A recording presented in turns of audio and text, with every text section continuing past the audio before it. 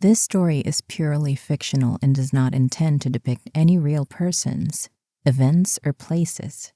It is meant for entertainment purposes only. Listener discretion is advised. Hello and welcome to Stories on Sleepless Nights.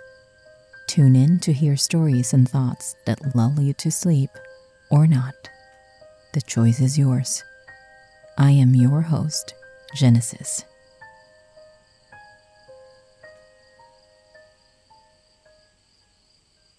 Christmas draws near, and the streets are aglow with lights and decorations. People are bustling about, shopping, wrapping gifts, and preparing for the festive season. All are eager to spend time with loved ones and enjoy some well-deserved rest and relaxation. But not everyone is content. Christmas may be a stressful time for some people, especially for those who worked with Ricardo, the manager of a small herbal products company. Ricardo is a poor manager because he frequently exploited his people, paid them minimal wages, and treated them with disrespect. He despised Lisa, a calm and industrious woman who had worked for him for a long time. Ricardo considered Lisa to be too old and slow, and he desired to replace her with someone younger and less expensive. Ricardo decided to fire Lisa without reason one day, just about a few weeks before Christmas.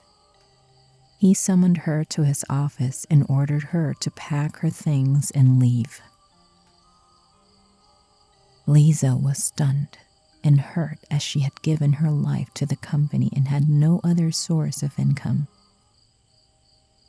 She pleaded with Ricardo to reconsider, but he was adamant and harsh. He even insulted her and told her to get out of his sight. Lisa left the office in tears, heartbroken and enraged at the same time. She went home and prepared a curse for Ricardo. She poked pins into a doll that resembled him. She also boiled a pot of water with herbs, to which she added some of Ricardo's hair and nail clippings from his office. She muttered some incantations and asked the spirits to make Ricardo suffer. Ricardo then awoke the next day, feeling nauseous and weak. He was suffering from a fever. He tried to stand, but a severe pain in his chest caused him to slump on the floor. He yelled for help, but no one answered. He was alone and terrified.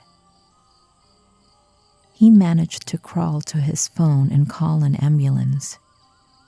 He was then taken to the hospital where the doctors ran some tests on him.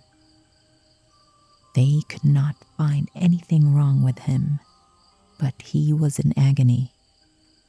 He felt like his body was on fire, and he could not breathe. He begged the doctors to help him, but they were clueless about his condition. Meanwhile, Lisa learned of Ricardo's condition through a former co-worker. She was overcome with remorse and regret as she realized she had gone too far. She didn't want to kill Ricardo. She only wanted to teach him a lesson. She decided to undo the curse and lift the spell. She took the doll and removed the pins. She also poured the water from the pot into the ground and buried the hair and nail clippings. She prayed to the spirits and asked them to forgive her and spare Ricardo's life. But it was too late.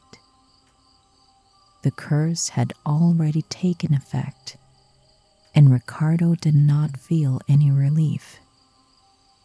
He remained in the hospital, suffering and dying. The doctors told him that they had no hope for him and that he should prepare for the worst.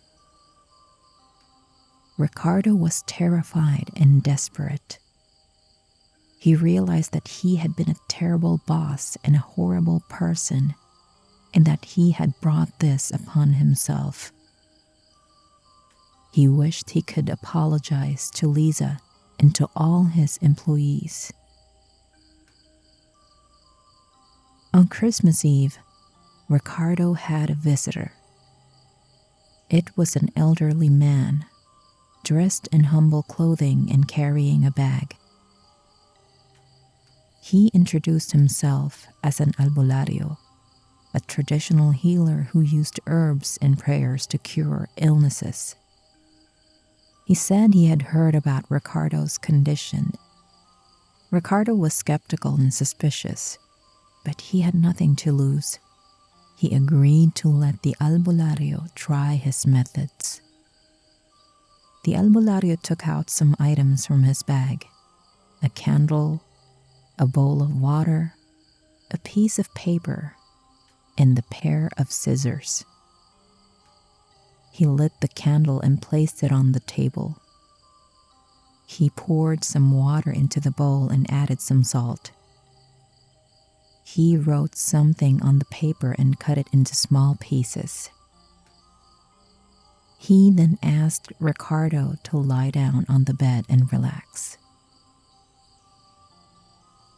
The albulario began to perform a ritual called pagtatawas, a method of diagnosis and healing that involved using candle wax and paper.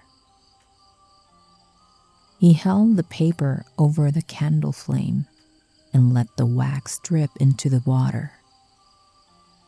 He repeated this several times while murmuring some words. He then looked at the water and the wax and saw some shapes and patterns. He nodded and smiled as if he had found the answer.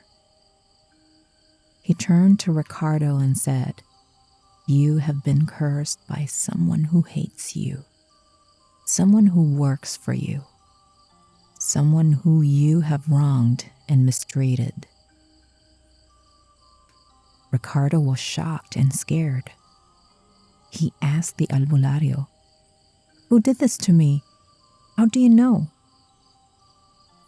The albulario said, "I know this because I am a Mangkukulam too. And I know who did this to you because she is my granddaughter. She is Lisa, the woman you fired and insulted. She is a Mangkukulam too. Just like me, she practiced witchcraft. She had learned the art of kulam from her grandmother, who had taught her how to use spells and potions to cause harm or heal. Lisa had never used her powers for evil, but she felt that you deserved to be punished for your injustice and cruelty. She told me what she did to you and how she regretted it. She asked me to come and save you. She still cares for you, though, despite what you have done to her. She's a good person, unlike you." Ricardo was stunned and speechless. He could not believe what he was hearing. He felt a mix of emotions: fear, anger, gratitude, and shame. He did not know what to say or do. The albulario said, "You're lucky that Lisa is a kind and forgiving person. She has lifted the spell, but you still need to heal. I can help you with that, but you have to do something for me. You have to promise me that you will change your ways and treat your employees better. You have to respect them and appreciate them. You have to be a good boss and a good person. Can you do that?" Ricardo then thought about his life and his choices. He thought about Lisa and her grandfather. He thought about his employees and the company. He thought about his future and his fate. He realized that he had a chance to redeem himself and make things right. He nodded and said, "Yes, I can do that. I promise." The albularyo smiled and said, "Good, then I will heal you, but you have to remember your promise and keep it. Or else, the curse will come back and it will be worse than before. Do you understand?" Ricardo said, "Yes, I understand." The albularyo then took out a bottle of oil and a piece of cloth. He rubbed some oil on the cloth and applied it to Ricardo's chest. He said some prayers and asked the spirits to heal Ricardo. He then gave Ricardo a glass of water with some herbs and told him to drink it. He said, "This will make you feel better. You will breathe and move more freely again. You will leave the hospital tomorrow, but you have to rest and take care of yourself. And you have to keep your promise." Ricardo did as he was told. He drank the water and felt a sudden relief. The pain and fever left his body. He felt a surge of energy and vitality. He opened his eyes and saw the albularyo looking at him with a gentle smile. He thanked him and said, "Thank you for saving me. Thank you for giving me a second chance. And thank Lisa for me too. Tell her I'm sorry and that I want to see her again. I want to offer her job back. Tell her I appreciate her work." The albularyo said, "I will tell her. She will be happy to hear that. She will forgive you, but she will never work for you again. She has found a better job with a better boss and moved on with her life. And you should do the same. You should find a new employee and treat them well. Be a good boss and a good person. And be happy too. Merry Christmas to you, Ricardo. Enjoy your new life." The albularyo then packed his things and left. Ricardo watched him go, feeling grateful and hopeful. He closed his eyes and fell asleep, dreaming of a better tomorrow. The next day, Ricardo woke up feeling refreshed and renewed. He checked out of the hospital and went back to his office. He called a meeting with all his employees and apologized to them for his past behavior. He announced that he was going to change his ways and treat them better. He also announced that he was going to hire a new employee. The employees were surprised and skeptical, but they also saw that Ricardo was sincere and remorseful.